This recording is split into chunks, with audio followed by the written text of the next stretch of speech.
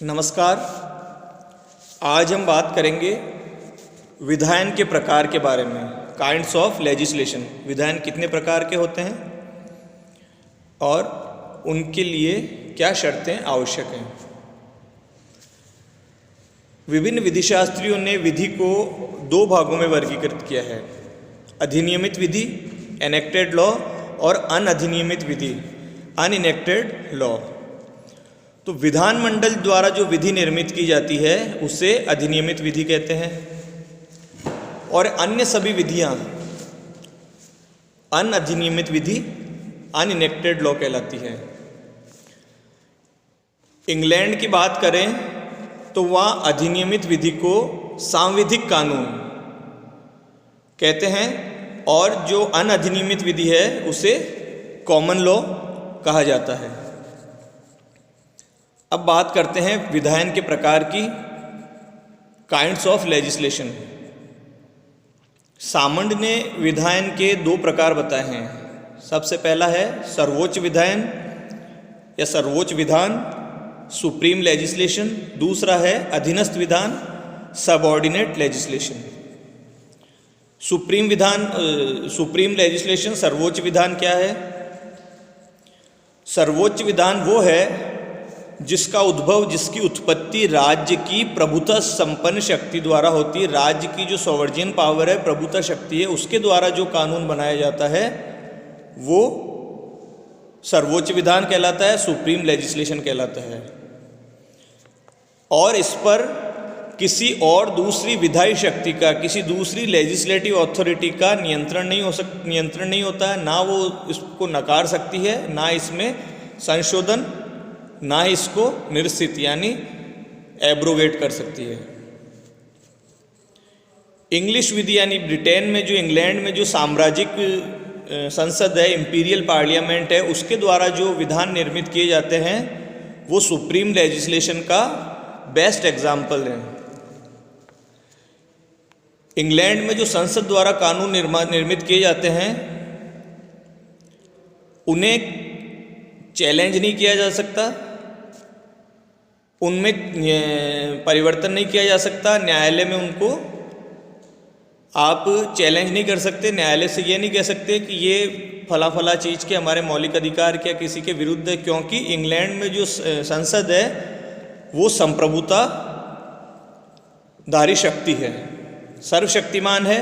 और इंग्लैंड की संसद द्वारा जो, पार्लियामेंट द्वारा जो कानून बना दिए जाते हैं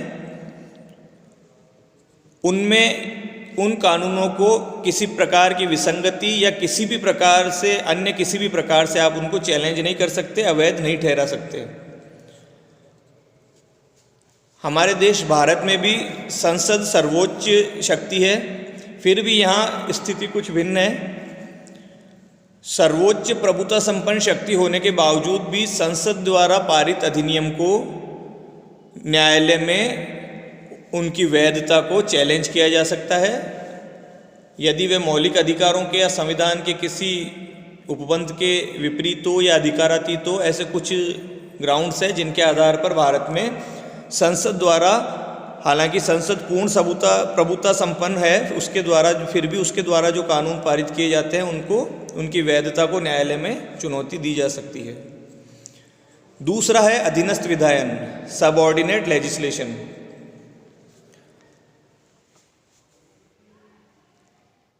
राज्य की प्रभुता संपन्न शक्ति से के द्वारा जो विधान पारित किए जाते हैं, जो कानून पारित किए जाते हैं, वो है सर्वोच्च विधान। और प्रभुता संपन्न शक्ति के अलावा किसी अन्य शक्ति के द्वारा या अन्य प्राधिकारी द्वारा जो कानून बनाए जाते हैं वो अधीनस्थ विधायन कहलाते हैं, सबऑर्डिनेट लेजिस्लेशन कहलाते हैं। इस प्रकार के विधानों का अस्तित्व भी और उनकी वैधता भी किसी अन्य वरिष्ठ प्राधिकारी पर निर्भर रहती है, यानी वो किसी अन्य जो वरिष्ठ, उसके ऊपर जो सुपीरियर अथॉरिटी है उसके द्वारा कंट्रोल किए जाते हैं। जैसे संसद अपनी विधायी शक्ति का प्रत्यायोजन कार्यपालिका को कर देती है और इस प्रत्यायोजित शक्ति के द्वारा जो कार्यपालिका एग्जीक्यूटिव जो कानून और नियम बनाती है उन्हें अधीनस्थ विधान की श्रेणी में रखा जा सकता है। क्योंकि इन कानूनों पर, इन नियमों पर एक उच्च विधायी शक्ति, सर्वोच्च विधायी शक्ति, प्रभुता संपन्न शक्ति, विधानमंडल या संसद का नियंत्रण रहता है। अधीनस्थ विधायन किन परिस्थितियों में वैध होंगे? तो उसके लिए कुछ शर्तों का पूरा किया जाना आवश्यक है जो अधीनस्थ विधायन को वैधता प्रदान करते हैं।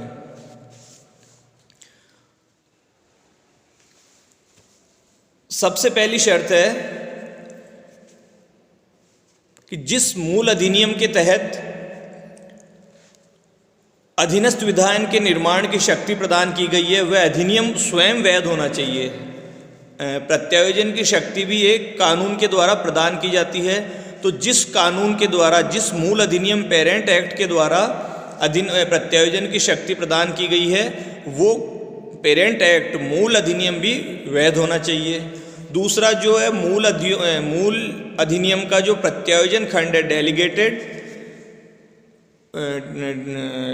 वो क्लॉज है, वो वैध होना चाहिए। प्रत्यायोजन खंड, डेलीगेशन क्लॉज वैध होना चाहिए। तीसरा है अधीनस्थ विधायन के द्वारा जो कानून बनाए जाते हैं वो प्रक्रिया के द्वारा या प्रारूप के द्वारा किसी भी दृष्टि से प्रत्यायोजित खंड जो है, डेलीगेशन क्लॉज है, उसके असंगत नहीं हो जा सकते। यानी जितनी प्रत्यायोजन की शक्ति दी गई है, जो प्रत्यायोजन की शक्ति जिस प्रकार में दी गई है, ना तो उस क्षेत्र का वायोलेशन कर सकते हैं, ना वो उन बिंदुओं के आगे जाकर कानून का निर्माण कर सकते हैं। साथ ही अधीनस्थ विधायन के अधीन जो कानून बनाए जाते हैं उनके द्वारा किसी भी मौलिक अधिकार का उल्लंघन नहीं होना चाहिए, ना ही वो संविधान के किसी प्रावधान के असंगत होने चाहिए।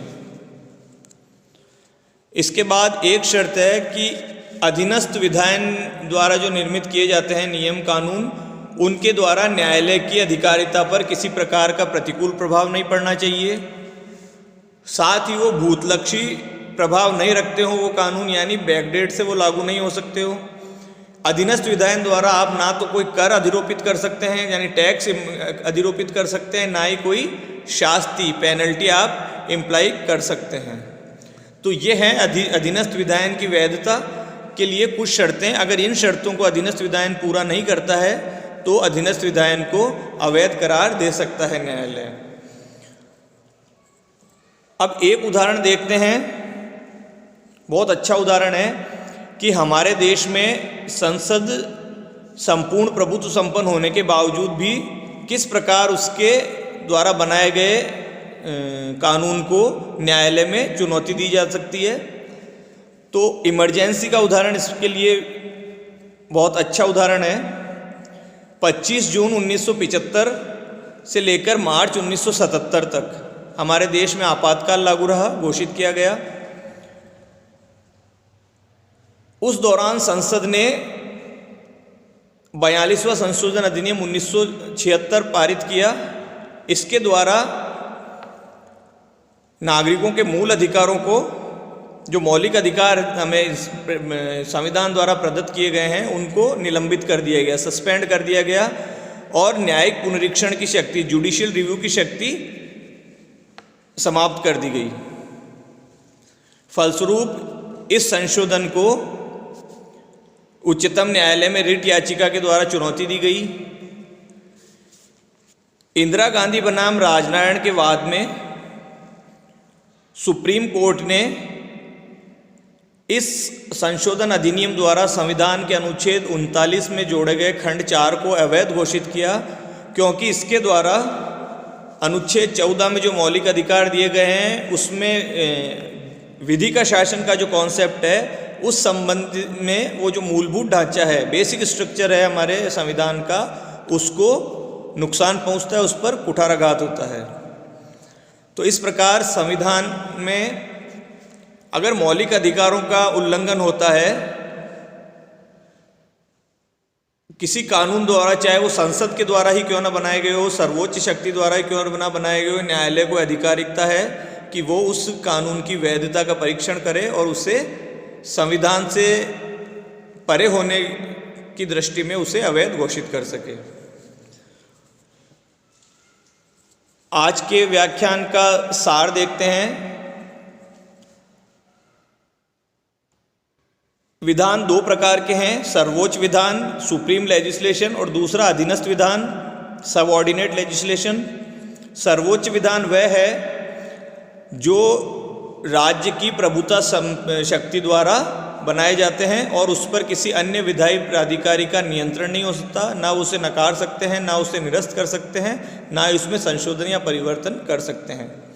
जबकि अधीनस्थ विधान सबऑर्डिनेट लेजिस्लेशन वो है जो राज्य की प्रभुता शक्ति के अलावा किसी अन्य प्राधिकारी द्वारा बनाए जाते हैं, जैसे और उस पर किसी अन्य सुप्रीम लेजिस्लेटिव अथॉरिटी उच्चतर विधायी शक्ति का नियंत्रण रहता है। जैसे संसद जो है वो कार्यपालिका को कानून बनाने की शक्ति प्रत्यायुत कर देती है, तो इस प्रकार इस प्रत्यायुत शक्ति के अधीन जो कार्यपालिका द्वारा कानून बनाए जाते हैं वो अधीनस्थ विधान की श्रेणी में आएंगे और उन पर सर्वोच्च प्रभुता संपन्न शक्ति यानी संसद और विधानमंडल का नियंत्रण रहता है। आज के लिए इतना ही। धन्यवाद। जय हिंद।